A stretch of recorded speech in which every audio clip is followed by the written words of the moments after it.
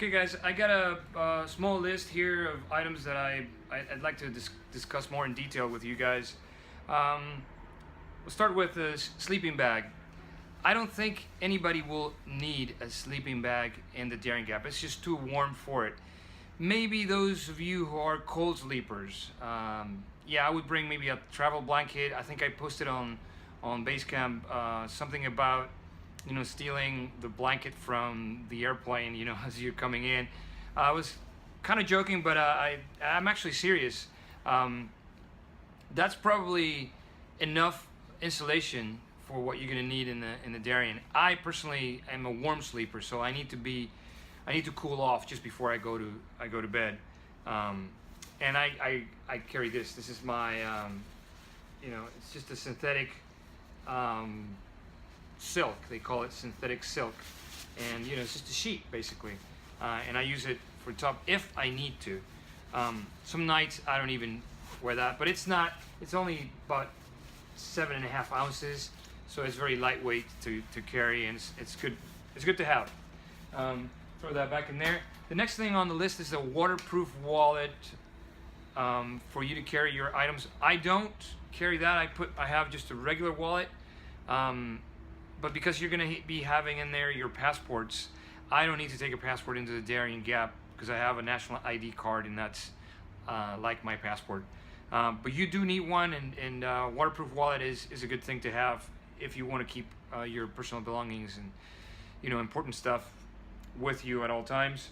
The next thing is it says here on the list, 2 pairs of trousers and 2 shirts. And I don't do that. You're right behind me, if you can see it up there.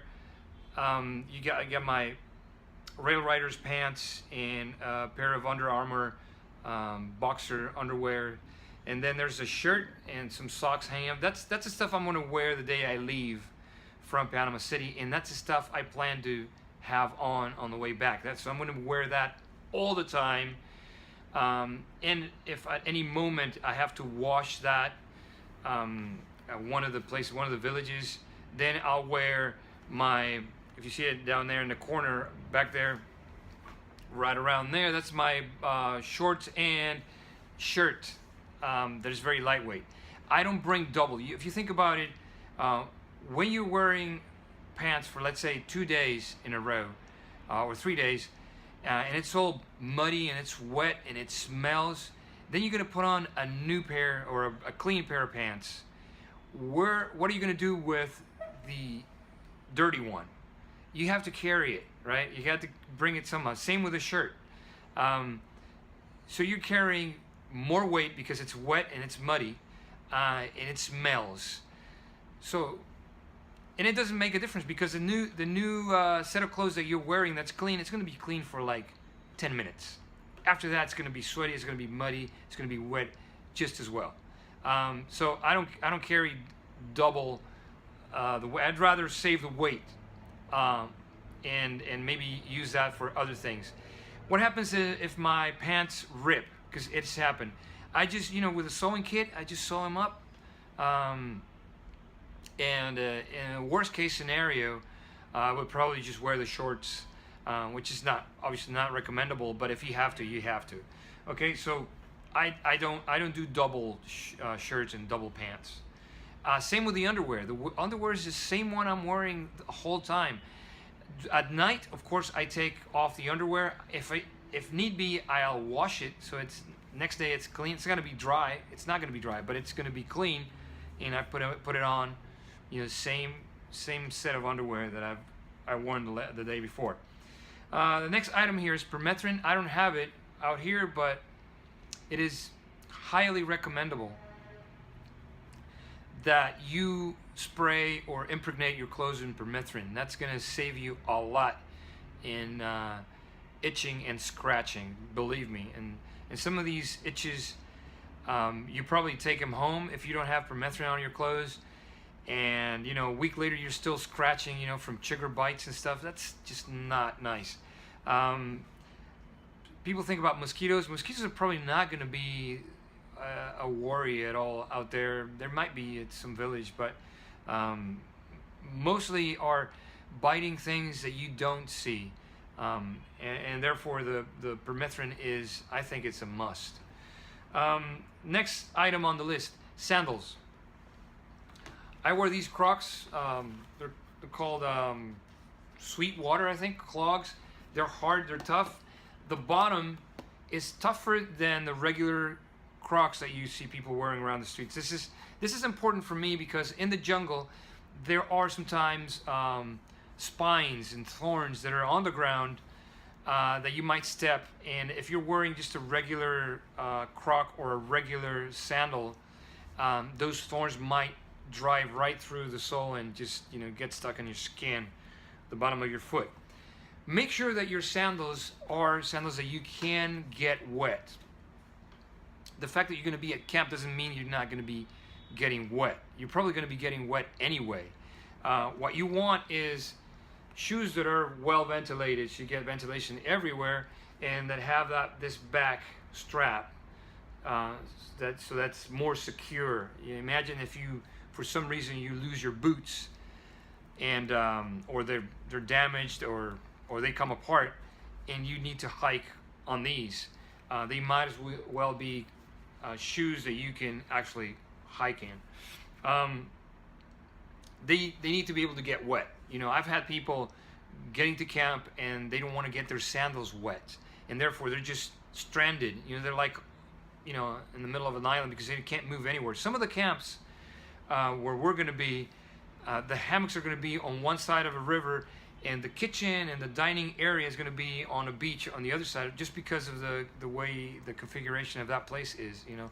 And so you're going to be crossing the streams with your sandals anyway, so your feet are going to be wet. That is not to worry about fungus. You know, a lot of people just are crazy about this trench foot idea. The trench foot you get primarily from wearing the same socks and the same boots for a prolonged period of time, and that means days and days and days. To avoid that, what we do is we take our feet right out of that, you know, dark, warm, wet boots as soon as we get to camp, and then wear sandals. It's okay if your feet are wet, but they're going to be ventilated. And then when you go to bed, then you're going to try to dry them well before you fall asleep. We'll talk about that in a minute. Things that I don't bring, that I don't have, and I just never carry: wet wipes. I don't carry that.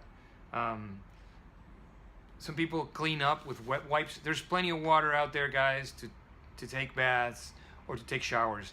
So you don't skimp on the hygiene with wet wipes. I don't carry lip balm. My lips don't crack here in this very humid environment. Foot powder. Again, let's talk about a little bit more about the fungus situation. So foot powder in the jungle is not recommended. Why? Because, again, your feet are going to get wet. Foot powder is designed to cure foot fungus. And for that to work well, your feet have to be very dry, in a very dry condition, and very in the open. So conditions like that you're probably only going to get at home. If you were to get a fungus infection, you're going to be curing them with maybe some medication and then some foot powder at home. In the jungle, the foot powder gets wet and it's going to become like this disgusting paste that doesn't do anything for curing the fungus. What you do instead is bring a small bottle of alcohol, rubbing alcohol. I got one, a bigger one here. This is probably too much alcohol for that. So, you know, a smaller bottle that you can pour your alcohol in it and have it in the hammock. And the moment you go out to sleep, then you rub the alcohol on your feet, and that helps them dry really well. If you need to, then you put some of the drops I showed you before on your nails, you know, so that you don't get nail fungus, which is not nice. Compeed. We don't have Compeed here at in the pharmacies. They don't sell it. I think it's a European thing. It's really great for blisters and things. If anyone's traveling from Europe, you can get Compeed there, and that's like protective coating on the blister, and it just keeps attached to the skin until the blister heals. That's really great. But we don't have it here, so I don't carry it. Small sewing kit with the needle and thread that I have in there, and with the dental floss, I've been able to sew any gear that rips during a trek, especially pants. You know, they tend to, or they can rip. You know, when you take a long stride and you know they just rip apart, you can sew that in the field with that.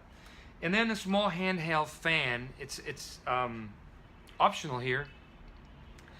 In the Darien, especially in the villages, the jungle is cool, but the villages are very warm even at night because they have cleared a big area of forest, and then the ground is hot, and then they also have this corrugated tin roof in the houses that reflects the heat in the night, so it's just hot sometimes. So I carry a small handheld fan. Here's an example of that. I think this is called Ground Zero, and I hang this from the ridgeline of the hammock sometimes and point it towards me. It's great. It makes no noise. Sometimes I carry it, sometimes I don't. It has to. You need a gooseneck like this in order to secure it, you know, on the ridgeline of the hammock, and you need a power bank. This weighs a little bit. So if you're gonna carry a handheld fan, just gotta make sure that you get one at home and you try it and you test it. Some handheld fans will operate on AA batteries. Fine if you do that, just bring extra batteries. And some like this one operate on this. This you can use for recharging your iPod or your phone. So this serves several purposes. If you don't want to carry the weight of this, there is an option, which is right here. This is called Menticol, and they sell that in pharmacies in Panama. This is just a refreshing lotion that sometimes I put, you know, around my neck here when let's say we're at camp, I'm ready to go to sleep. I go and take my shower or my bath, so I cool off. That it's not only good for hygiene, but it also cools you off. And once I get into the hammock has a bug net, right? So the bugs don't come and bite you at night. Well, that bug net is going to retain some heat inside, so it's going to feel at the beginning. It's going to feel a little bit claustrophobic probably, and a little bit hot in there. So I either have the fan or I have the Menticol that I pour inside a small bottle like this. This much, like half of this, is probably enough for me for the entire trip. So you need to be carrying a huge bottle like that. If you bring a small container, you can put that in, and then you pour some in your hand and you like slather that on your chest and your neck, maybe around your face, around here, and this is very refreshing, very cooling. I can use just this and cool off at night. So Menticol, probably not going to get it at home, but you can find it in pharmacies in Panama. So the couple of things that you can find in pharmacies here are the small alcohol bottle, rubbing alcohol, and the drops, the nail fungus drops that I showed you earlier. And I think that would be it. Then finally, your Endurolights. This is what I use sometimes for electrolytes. These are the, you can dissolve these tablets inside half a liter of water and drink that, and that will replenish your electrolytes. And you obviously you do that along with the water that you drink all day long. Okay, so I did find a few items out there lying on the additional stuff that I had earlier, and that I forgot to mention, and that I think are pretty important. So one of them is zip ties. I don't think this requires a lot of explanation. It's just something good to have, for repairs. I have just a few of them here, maybe 6 or 7 of them, and during a trip I get to use 1 or 2 at the most. So having that is necessary sometimes. The other item, along with your sun hat, and in fact, I hate wearing hats. The hats just basically put pressure around my head. They trap heat, and sometimes it just gives me a headache. So what I do, if it's not windy out, and if I don't have the sun right on my face, in which case I do need a hat because it has a visor and gives me some shade. But other than that, if I have the sun on my back, I use a bandana to protect my neck, and I just tie a little knot here and I just wear it like that. The bandana is great for grabbing hot stuff like pots. You're probably not going to be doing that. I use that for that, for wiping out the sweat, even for drying up. If you need, bandana is actually quite useful. I forget if it's on the list, but if it's not, put it in there. And one thing that is kind of controversial, but I have to tell you, I use this stuff occasionally. It is my sleeping pills. And I gotta tell you something about them. There is a little bit of taboo around using sleeping pills. People think that if you do, you're kind of a junkie or something.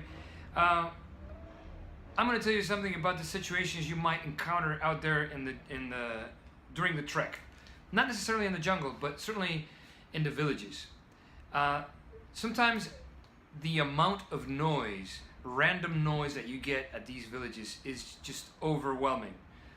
Sometimes you get there and there is like the vallenato music blaring, and you're already gone to sleep, and it's just going on and on and on, and people, locals probably getting drunk or whatever. Sometimes it's the church people. They have some religious denominations, they have their little churches, and they do their chanting for a long time, until 11, even midnight, and you're trying to get some sleep. So earplugs are probably not going to help with that, to be honest. Sometimes it's the moon, depending on where you put your hammock, that you might have that moon shining, just glaring in your eyes. So, earplugs don't work for that. Or maybe a street light. Sometimes the way you set up your hammock, there's just one light from a hut or one of these street lights that they may have, and it's just shining right in your face. You need to fall asleep, and earplugs again don't work there. And sometimes it's just other random noises, like dogs barking around you, or cockerels, roosters bothering you at 3 in the morning. Sometimes it's bats that come and like squeak around your hammock. So there's a lot of stimuli that could affect your sleeping. So I don't take sleeping pills every night because you can't actually get hooked on these. But I do occasionally just break them in half, and I will take half of it if I deem it necessary. So for example, I may go to sleep very, very tired. I fall asleep at 7, flat. Turns out that by 11, sometimes 11 o'clock at night, I feel like I'm fully rested and I wake up. If that is the case, I turn on my iPod, try to listen to something, podcast, music, whatever, and try to fall asleep that way. But if I can't fall asleep because there's noise outside, or because I just can't, and if I don't take a sleeping pill, what's going to happen is that I'm going to stay awake until 4 or 5 in the morning and then fall asleep. And that's the worst hour to fall asleep, because when you do have to wake up, say at 6, you are so drowsy, you can't move, you can't think clearly. So it's better to get just your solid 7-8 hours of sleep. If you need some kind of aid, this is it for me. I would recommend that you talk to your doctor, the same guy that's going to prescribe the antibiotics and the antihistamines and all that stuff for you. Just talk to him about a mild sleeping pill that you can use. I'm not saying that everybody needs it. Some people are just lucky in the way they can fall asleep anywhere at any time in under any conditions in the world. I'm not one of them, and most people aren't like that. So this is something that I highly recommend talking to your doctor about and getting something that works for you. But believe me, one thing I am certain about is that you do need to get a full rest when you're out there in the jungle and throughout the trek. Thanks.